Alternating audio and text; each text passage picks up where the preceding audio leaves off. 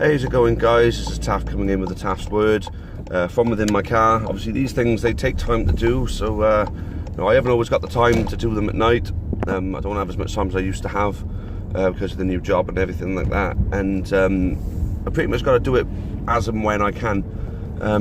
Today I'm driving to one of the branches I work from, and I just thought I'd do it whilst en route. I mean, obviously I can't concentrate on looking at the camera or anything like that, but you know, I'm speaking, I can concentrate on my speaking. So I'm fresh now, obviously, from the Forest Green game last night, and for me it's a disappointing result, and 2 points dropped, absolutely 100%. Although I'm not sure if it's worth bragging about, but we are 3 games unbeaten now. But I'm not going to brag about that because it's 3 games we should have won. At 3-2, we sat on the lead again, and that's been a recurring problem this season for us. It's just sitting on a lead and not trying to make the game comfortable for us. Last night, if not for their keeper, it would have been comfortable for us. So we managed to get 3 past the guy, so why didn't we keep testing him? Why didn't we keep trying to search for a second, a 4th goal to make it a 2-goal cushion? Why did we sit back on that lead? And it did me. Although we didn't start Newbley, and he wasn't even on the bench, and I think dropping him altogether was a massively brilliant call. I think Hayes and Hammond linked up really well. I think the midfield is lacking without Labardi, although Josh Sheehan's got to be playing. They've come out and said in the press that he's fit and ready to go. So, well, where is he then? Why isn't he playing? You know, if Josh Sheehan is fit and ready to go, Josh Sheehan is arguably our best player. So why isn't he playing?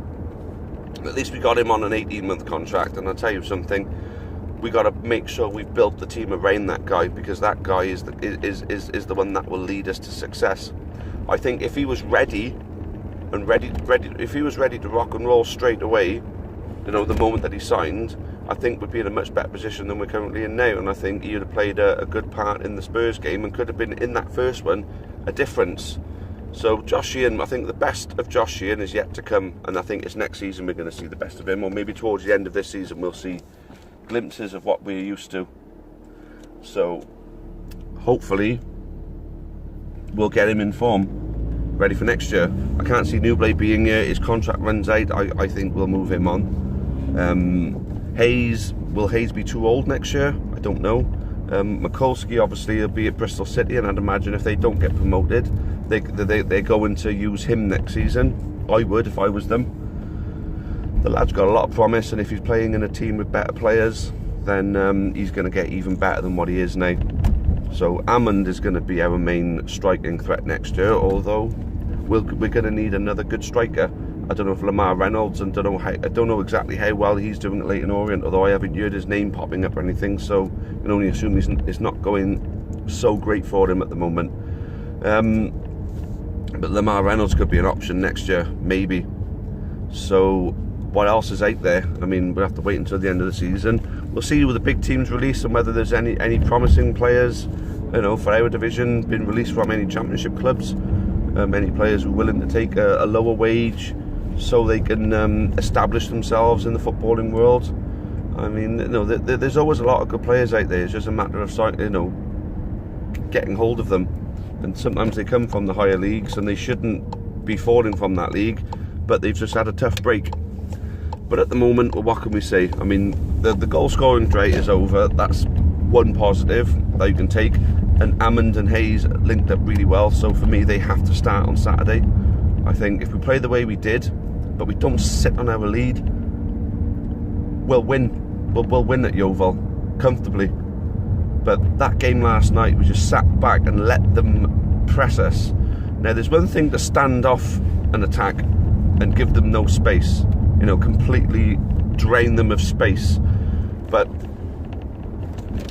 then typically with us sitting back on our leads hasn't worked for us. We have to keep pushing in attack, and that is the only time we've actually gone and won games comfortably, is after we've gone 1-0 up or 2-0 up. We don't stop attacking, we keep going.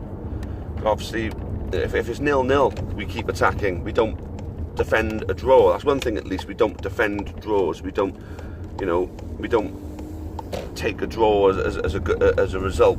We push, to try and win football matches, and I get it. Defending a lead is not so bad, but it doesn't work for us. One way or another, we invite too much pressure. Eventually, our defence breaks down. Our defence can't hold it forever, and I think we learned that after about 3 or 4 games of trying to do it, and it still doesn't work. It's different if we take the lead late on, but the fact is, we don't tend to take the lead late on. We give it a lot of time for teams to come back at us, and obviously they're going to take the initiative and come back at us. But if we're keeping them on their toes with an attacking style, then they can't put as much into their attack as they would like to. I mean, if they push all of them forward, we're the kind of team that'll catch teams on the counter attack. Whether that's our plan, the counter attack obviously doesn't work because we haven't been able to catch anybody out on the break to try and get another goal. We have to dedicate a little bit more to the attack and give them a little bit more to think about back at their end than allowing them to put everybody forward. And that's unfortunately what we've done too many times this season. This team and the kind of performances they're capable of could have got a playoff place, but for me the playoffs is gone. We will not finish in the playoffs this season, even if we go on a marvellous winning run. The teams up there they're winning too many games. I don't think they're going to drop enough points for us to seize the opportunity to get a place in those playoffs. I actually thought at one point we were going to get the playoffs. I thought once we signed Josh Sheehan that it was rubber stamped, but unfortunately it's not turned out that way, is it? What can I say?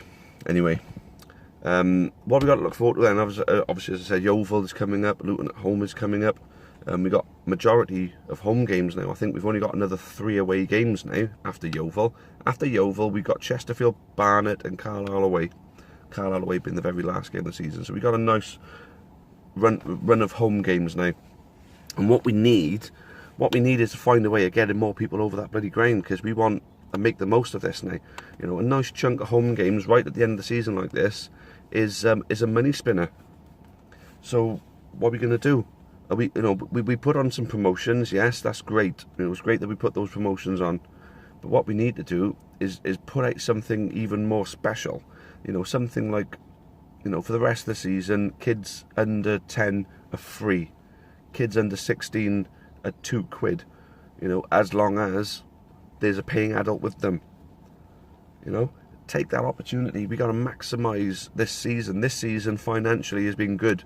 We've got to maximise it as much as we can. Obviously, the season tickets that we sold at the beginning of the season, the money we made from the League Cup run, the masses of money we made from the FA Cup run. Now, a block of home games, let's get people involved, Obviously, but when you get a block of away games, you get the odd home game here and there, you can't build any momentum in bringing people through the door.